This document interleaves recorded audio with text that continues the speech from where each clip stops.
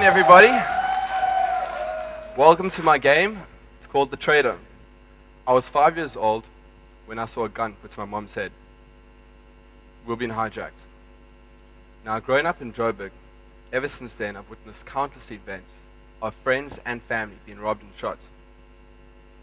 Who or what is to blame? Recently, there was the crisis in Rustenburg during the mine strikes. How could companies let their miners grow so desperate? And what gave the miners the idea to ask for 12,500 rand? A figure that not even CAs in training would get. I think we can solve all these problems by tackling one source, our money. I think my game will help everyone with their personal finance and our country on a national level. So, what does money do? I say money gives us choice. Choice for what? Choice to help us solve a lot of the problems that our country is experiencing at the moment. So, what is the aim of the game then? The aim of the game is to know how to use our money. But do you, sit in your seats, really know how to use your money? What do you guys really know? Do our doctors, our lawyers, or our politicians even know? CPI, real GDP. The repo rate, what do these things mean? Well, my game is there to teach. But not just simple definitions, but real financial intelligence. How to think, and how to make the best decisions for yourself and for your community. Okay, great. So now the game is called The Trader, and it's a turn-based strategy game where the object is for the player to try and make a profit by trading goods and pay off their bank loan as quickly as possible, and to make as much money as possible within 50 turns. The player buys and sells goods at a profit to do this.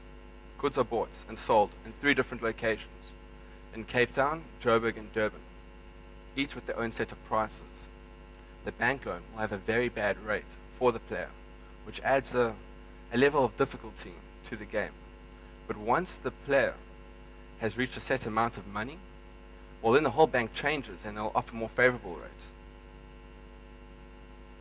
Now, you start off with cheap commodities such as food, and as you get more money, you can buy more expensive commodities such as clothes, then oil, and then gold. Now, the prices change during the game for the different goods.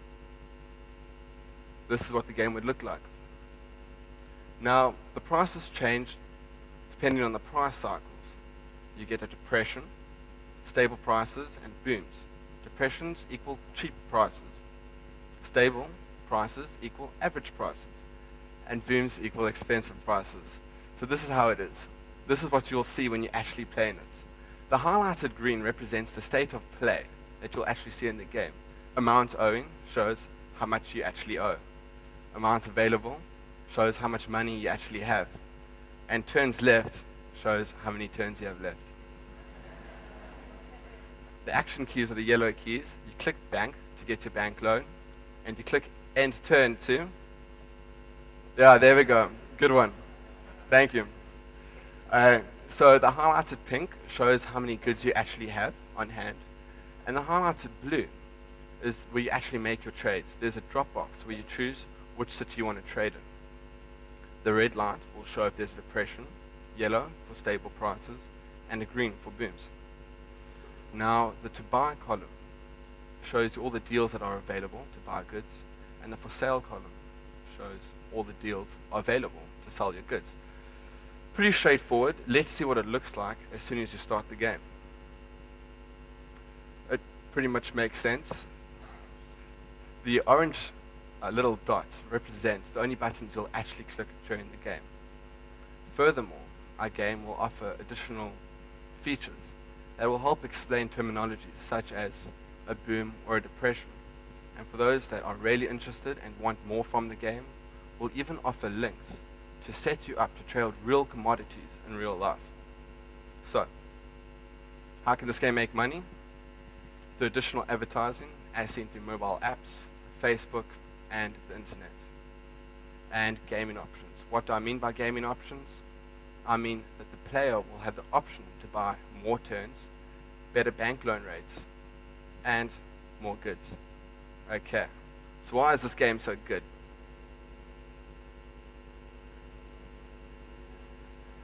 Okay, this game is good because it's fun and enjoyable.